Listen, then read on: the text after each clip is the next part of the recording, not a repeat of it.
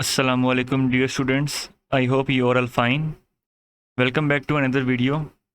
आज की वीडियो में हम लोग जो चैप्टर पढ़ रहे थे कोऑर्डिनेट ज्योमेट्री, उसका आखिरी पोर्शन जो है वो डिस्कस करेंगे।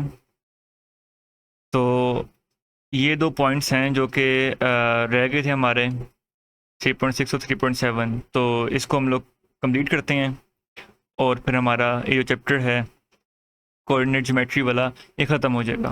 ठीक है, तो let's start. First of all there are 2 points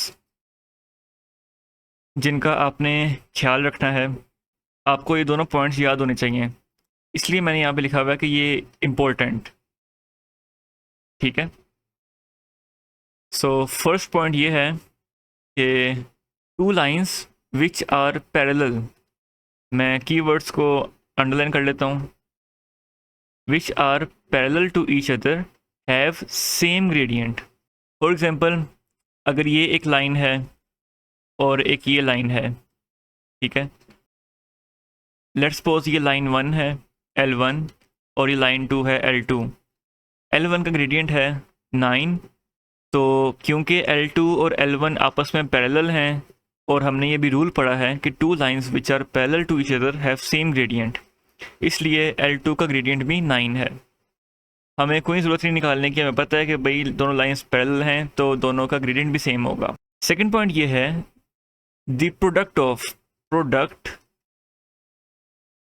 product यानी multiplication, the product of 2 lines that are perpendicular to each other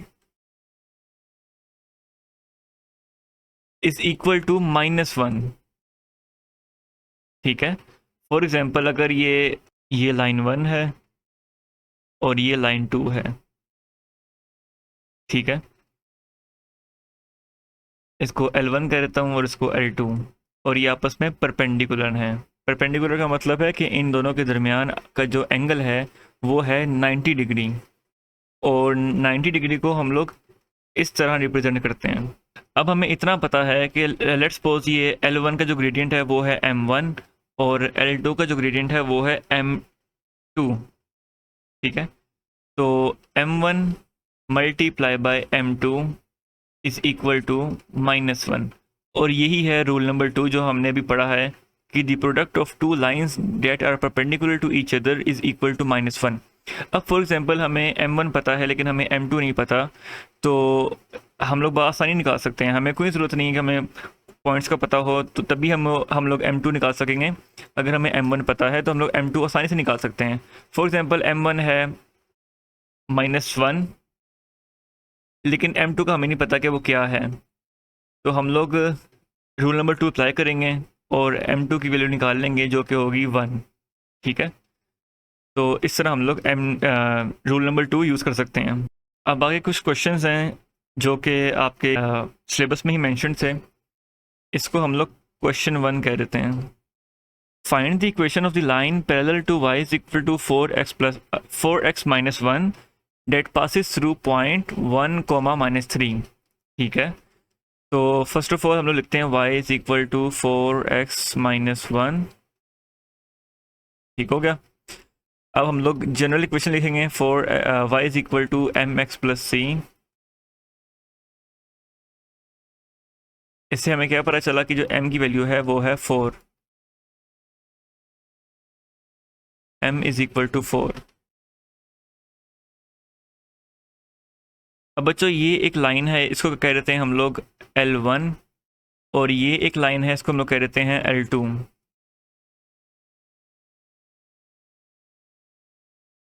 तो L1 का जो ग्रेडियंट है वो है 4, तो L2 और L1 आपस में पैरेलल हैं, यही वजह है कि जो L2 का ग्रेडियंट है वो भी 4 होगा। अब हमारे पास L2 का ग्रेडियंट आ गया है, तो हम लोग इक्वेशन निकालते हैं। इक्वेशन निकालने के लिए हम लोग फॉर्मूला लगाएंगे y minus y1 is equal to m into x minus x1। अब इसमें हमें y1 और x1 की वैल्यू गिवन है। y1 जो है वो ये है -3 और x1 है 1, क्योंकि देखो ना, find the equation of the line parallel to y equal to 4x minus 1 that passes through 1, -3। यानी हमें L2 के जो कोऑर्डिनेट्स हैं वो गिवन है। तो वैल्यूज पुट करेंगे हम लोग। y माइनस वाई वन क्या था, -3 इज इक्वल टू m क्या था हमारे पास 4 into x minus one, x1 हमारे पास 1 था। तो हमारे पास y plus 3 is equal to 4x minus 4 हो जाएगा। और जब 3 वहाँ जाके सब्ट्रैक्ट होगा तो आंसर आ जाएगा 4x माइनस 7। ठीक है, तो ये जो है ना इक्वेशन है L2 की। आई होप बच्चों आपको ये क्वेश्चन समझ आ गया होगा। Let's move to another question. So let's say this is question number 2 and this is question number 3। So first we will try question number 2। Find the gradient of a line perpendicular to 2y is equal to 3x minus 1 plus 1। ठीक है, 2y is equal to 3x plus 1, y is equal to 3/2x plus 1/2। तो इस line का जो gradient है इस line का वो है 3/2, यानी इसको कह देते हैं हम लोग L1 और जिसका निकालना है उसको कह देते हैं L2। तो L1 का ग्रेडियंट है 3/2।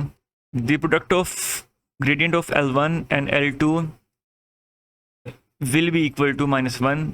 तो हम लोग अप्लाई करते हैं 3/2 मल्टीप्लाई बाय M2। M2 का मतलब है कि लाइन 2 का ग्रेडियंट, ठीक है, इज इक्वल टू -1। तो हमारे पास M2 की क्या वैल्यू आ रही है, M2 इज इक्वल टू -1/3/2। तो हमारे पास आंसर आ जाएगा -2/3। अब हम क्वेश्चन नंबर 3 डिस्कस करते हैं।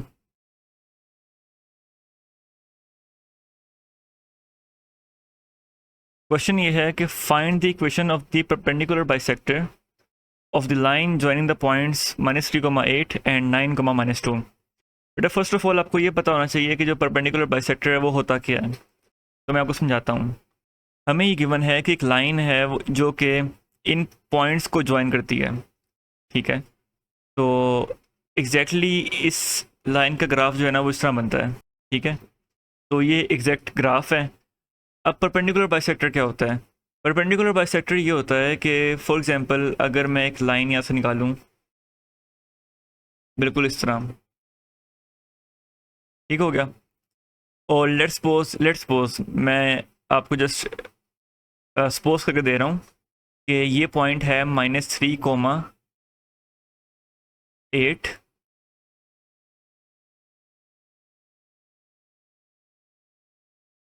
और ये वाला पॉइंट जो है वो है 9,-2। ठीक है,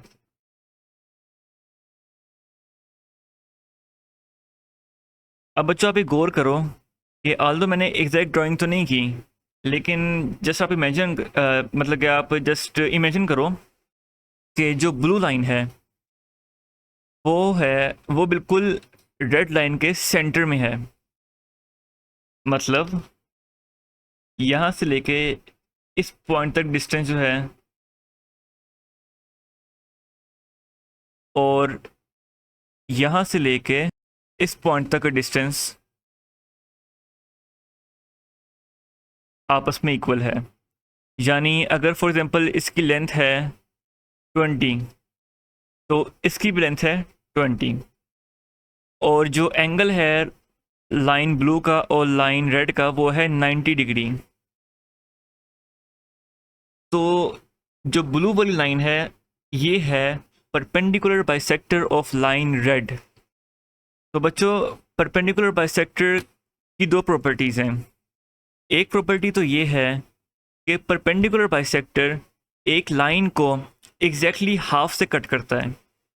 दूसरी प्रॉपर्टी ये है कि परपेंडिकुलर बाइसेक्टर और जो दूसरी लाइन है जो कि कट की जा रही है उसके दरमियान जो एंगल होता है वो होता है 90 डिग्री। यही वजह है कि हम लोग परपेंडिकुलर मेंशन करते हैं, यानी परपेंडिकुलर बाइसेक्टर। और परपेंडिकुलर का मतलब क्या होता है? 90 डिग्री। ठीक है, तो ये होता है एग्जैक्टली परपेंडिकुलर बाइसेक्टर। अच्छा, अब हम लोग क्वेश्चन की तरफ चलते हैं कि हमने निकालना क्या था, find the equation of the perpendicular bisector. यानी हमने ब्लू लाइन जो है इसको मैं L2 कह देता हूँ और लाइन रेड को हम लोग L1 कह देते हैं। हमने L2 की इक्वेशन निकालनी है। तो फर्स्ट ऑफ ऑल हम लोग L1 का ग्रेडियंट निकालते हैं।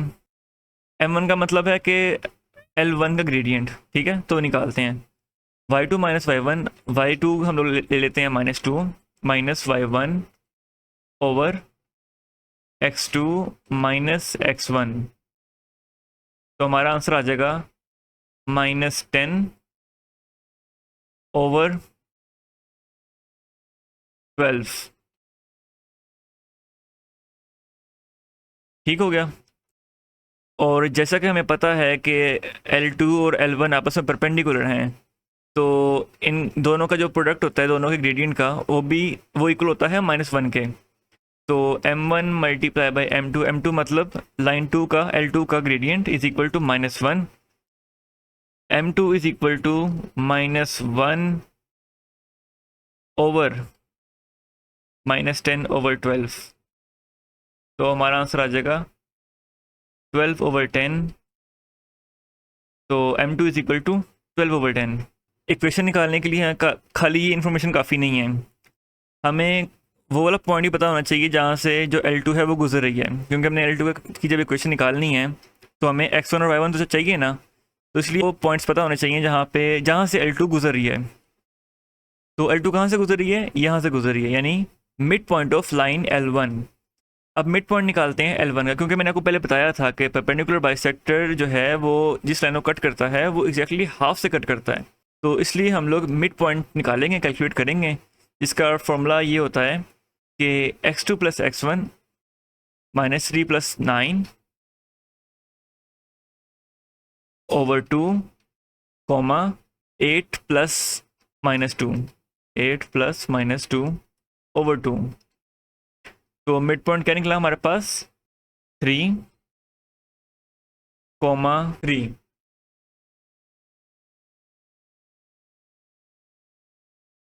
तो इसका मतलब ये हुआ कि ये जो पॉइंट है वो है 3,3। अब हमारे पास ग्रेडियंट भी आ गया है और वो पॉइंट भी आ गया है जहाँ से जो L2 है यानी परपेंडिकुलर बाइसेक्टर गुजर रही है। ठीक है, तो अब हम लोग इक्वेशन निकालते हैं परपेंडिकुलर बाइसेक्टर की। y minus y1 is equal to m into x minus x1। तो y माइनस y1 क्या है 3 इज इक्वल टू m क्या था 12 over 10 into x minus 3, x1 3 था। y minus 3 is equal to 12 over 10 x minus 36 over 10। y is equal to 12 over 10 x minus 3 over 5। तो हमारे पास perpendicular bisector की equation आ गई है जो कि ये है। ठीक है, तो बच्चों अब हमारा जो ये चैप्टर था कोऑर्डिनेट ज्योमेट्री वाला तो वो ख़त्म हो गया है। आई होप कि आपको कंप्लीट चैप्टर अच्छी तरह समझ आ गया होगा। लेकिन स्टिल कोई क्वेश्चन है, कोई चीज़ समझ नहीं आई तो प्लीज़ आप लोगों के लिए कमेंट बॉक्स खुला है, आप लोग ज़रूर कमेंट्स करें, ज़रूर क्वेश्चंस पूछें। और अगर आप लोगों के पास कोई सजेशन है कि मैं अपनी वीडियोस को और अपने चैनल को कैसे बेहतर बना सकता हूं, तो प्लीज़ कमेंट बॉक्स में अपने सजेशन ज़रूर लिखिए। और इंशाल्लाह हम लोग बहुत जल्द इसके पास्ट पेपर्स भी सॉल्व करेंगे। तो मिलते हैं अगली वीडियो में। Thank you.